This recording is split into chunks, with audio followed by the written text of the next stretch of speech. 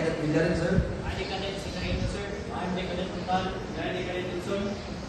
We are Group 4. Cadet Sir, I'm the Cadet Celis. Our presentation for today is the principle of eco sounding.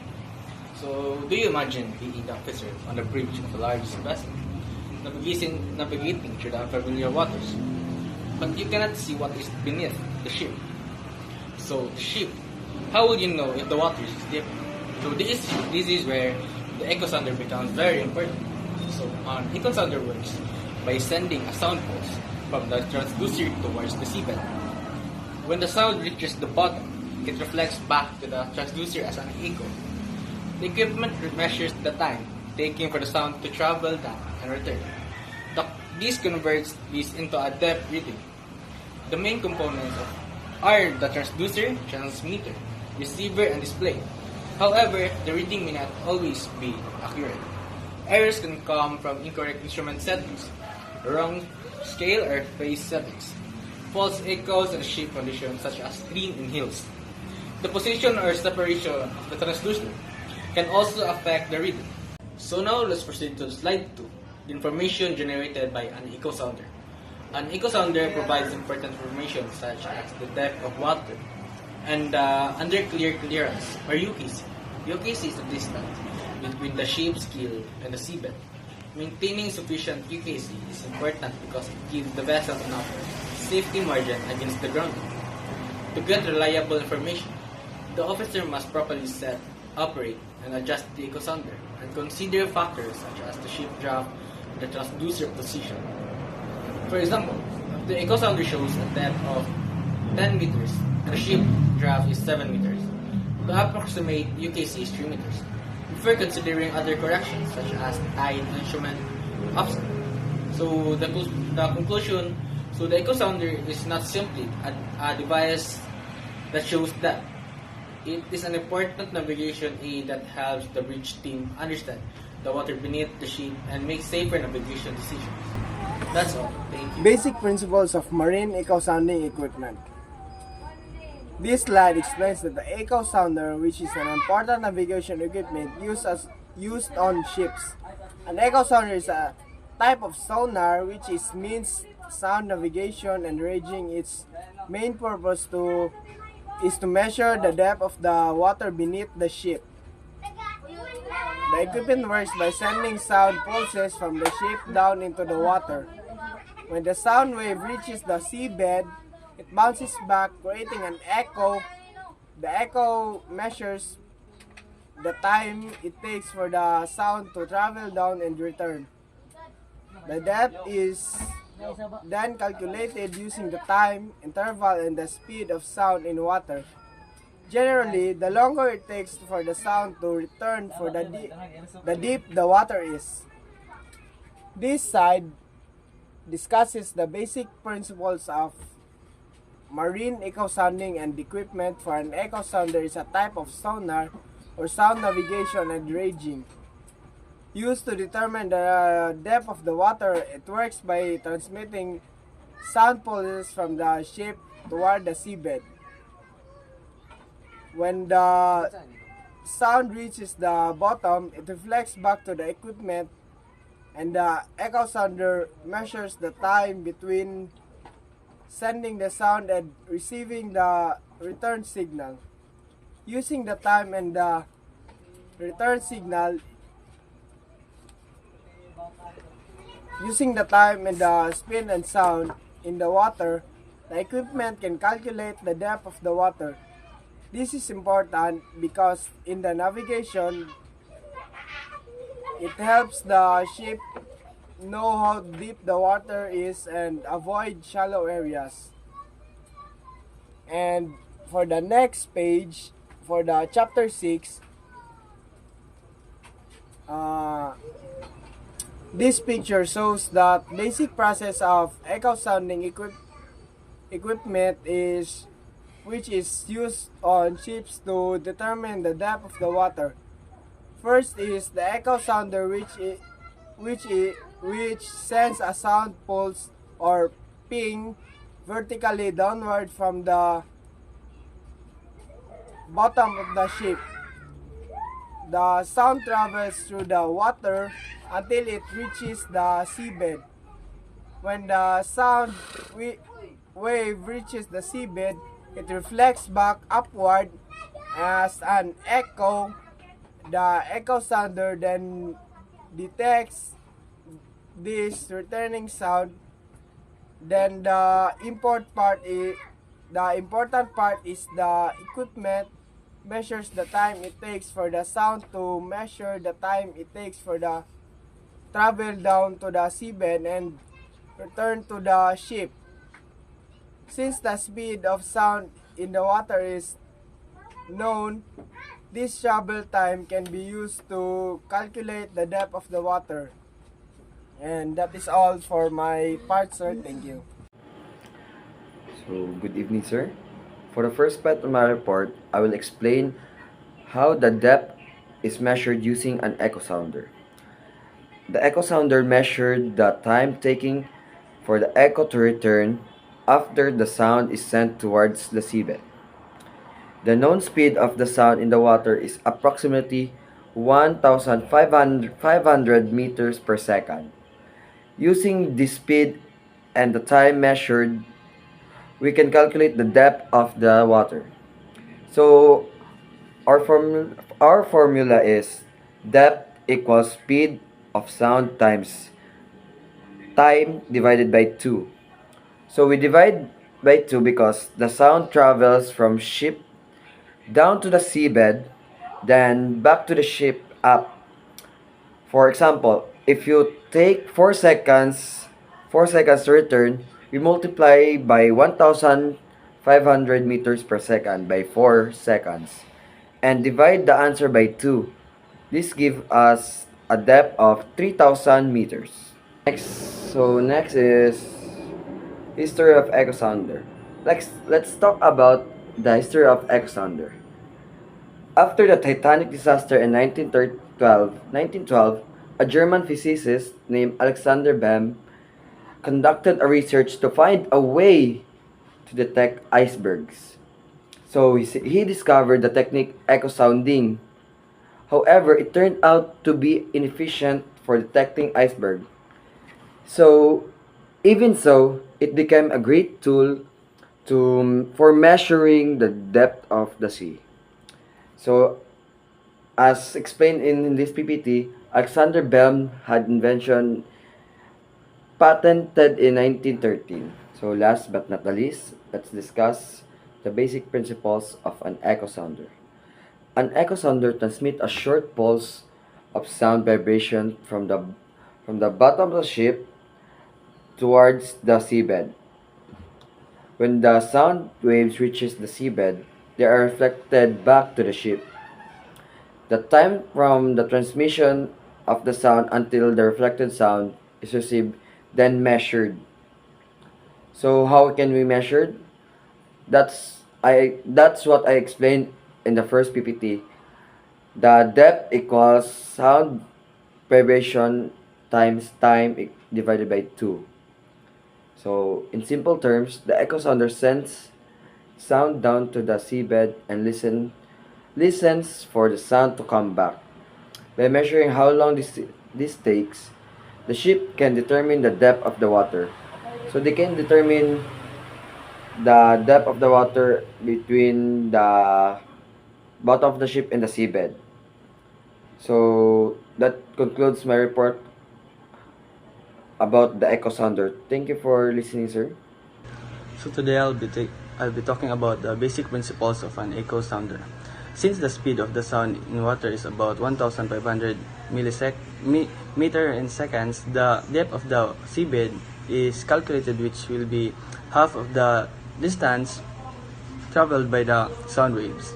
Received echoes are converted into electrical signals by the Riesel transducer, and after passing through to stylus, which burns out the coating of the thin layer of aluminum powder and produces the black mark on the paper, indicating the depth of the seabed.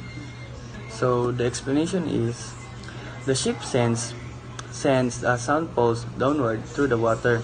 The sound hits the seabed and returns as an echo. The instruments measures the time for the echoes to return. Water depth is calculated from the time formula. Depth equals speed of sound times time divided by 2.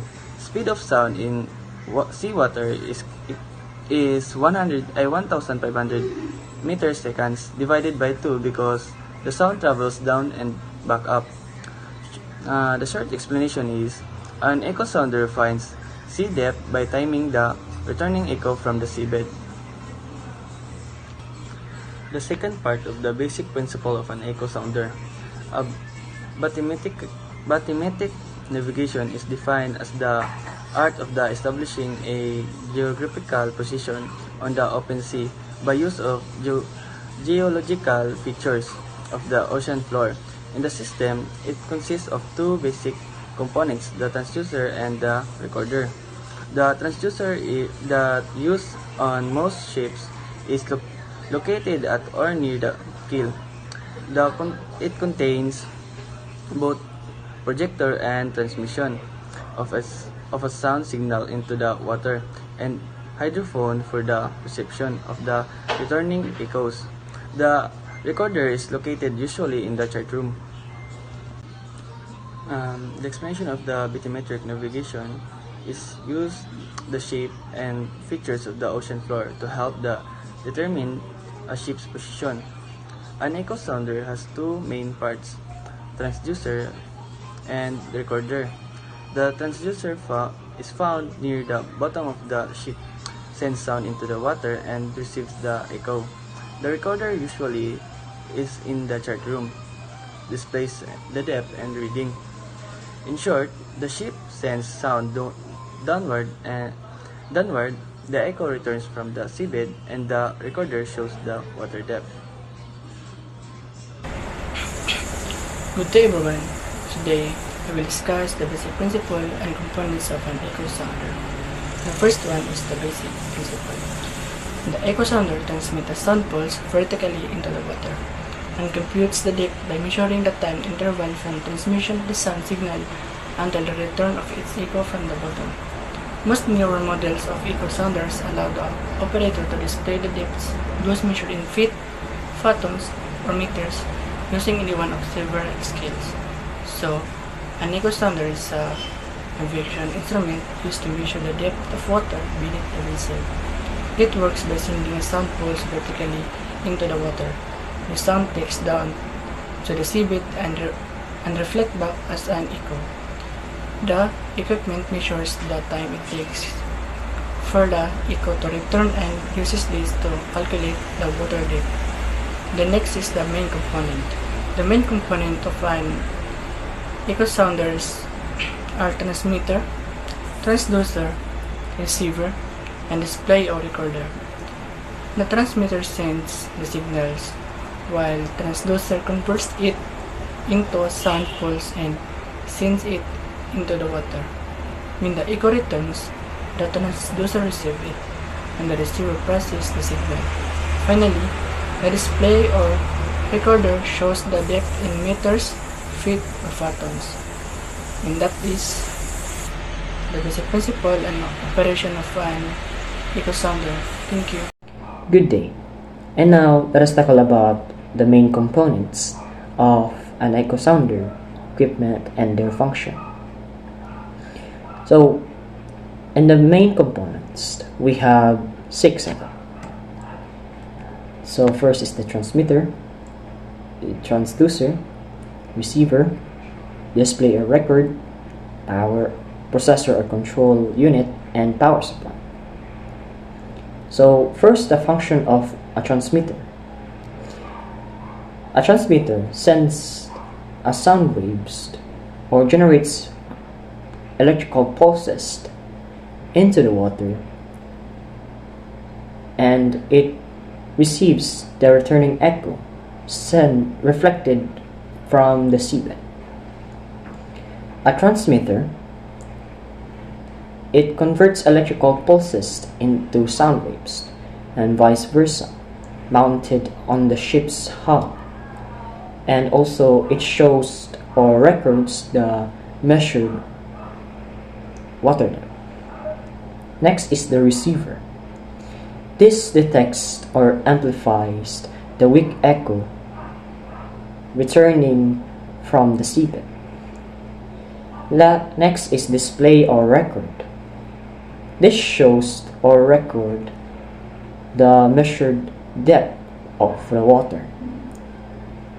And also, this shows the depth reading visually on prints it on paper. Next is processor or control unit. Control unit calculates the depth based on the time taken for the sound wave to return. Lastly is power supply. The power supply provides electrical power to operate the echo sound. So these are the main components of the echo sounder and with their function. So this concludes. Good day everyone! Today, I will explain some common causes of inaccuracies and echo sounder readings. First is the velocity of propagation in water. An echo sounder calculates depth based on how fast sound travels through water. However, the speed of sound changes depending on the temperature, salinity, and pressure of the water. Because of this, if the actual conditions are different from the settings of the echo sounder, the depth reading might not be accurate. Second is the stylus speed error. In older echo sounders, the stylus records the depth on a chart. The stylus must move the correct speed so that its movements matches the time taken by the sound waves to travel down and return from the seabed. If the motor's speed changes because of voltage fluctuations, the recorded depth can become inaccurate. And lastly, the Pythagoras error. This happens when an echo sounder uses two separate transducers, one for transmitting and one for receiving. Since the transducers are separated, the sound travels at an angle instead of direction up and down. This can cause an error in the measured depth, especially when the distance between the transducer is more than about 2 meters. In simple terms, this error happens because the echo sounder depends on sound speed, accurate timing, and proper transducer positioning. Therefore, mariners should understand these errors and apply the necessary corrections to get a more reliable depth reading. And that's all. Thank you. So good day, sir. So my part of this presentation is all about the inaccuracies or errors of the echo sound readings and their causes. So first is the multiple echoes. This error happens when the sound bounces back more than once from the seabed. Because of this, the echo sounder may show several depth marks which can confuse the actual depth. Next is the thermal density layers. This happens when the water has different temperatures or salinity levels. These differences create layers that can reflect the sun before it reaches the seabed, causing incorrect writing. Next is the zero line adjustment error. This happens when the starting or zero point of the echo sounder is not set correctly. Because if the starting point is wrong, the depth reading can also be wrong. Now let's proceed to the next slide, the cross noise. So cross noise is an unwanted signal or mark on an echo sounder. It can be caused by air bubbles or by the equipment picking up its own transmitted signal. If it becomes too strong, it can hide the actual depth, especially in shallow water. Next is the aeration. So aeration means there are air bubbles in the water. When the sound wave hits these bubbles, it can be reflected and create unwanted marks in the echo sounder. This can happen during heavy weather when there are many bubbles in the water. So next is ship conditions error. Ship conditions error are error by cause the position or condition of the ship. trim and heel when the ship is tilted so the transducer may not go straight down. So transducer separation means the transducer is not properly aligned with the keel, which can cause deep measurement to be inaccurate. Good day, I Deck Cadet Pacalensis, and this is my explanation about measures to correct errors. Measures to correct errors in an echo sounder are important to make sure the reading is accurate. The echo sounder should be calibrated regularly using a known depth, and the correct draft offset should be set so the depth is measured properly from the ship's keel. The correct depth range and units such as meters should also be selected. In shallow water, the gain in the pulse length can be adjusted to reduce unwanted signal. If the reading is doubtful, it should be checked with nautical charts or other depth measuring tools to help ensure safe navigation. An echo sounder is an important tool on a ship because it helps the crew know the depth of the water below the ship. It also shows the under keel clearance or UPC, which is the distance between the ship's keel and the seabed, helping prevent the ships from touching the bottom. The echo sounder can show the shape of the seabed. It helps identify shallow areas, underwater hazards. It also displays echo traces, which are lines showing the seabed and possible false signals.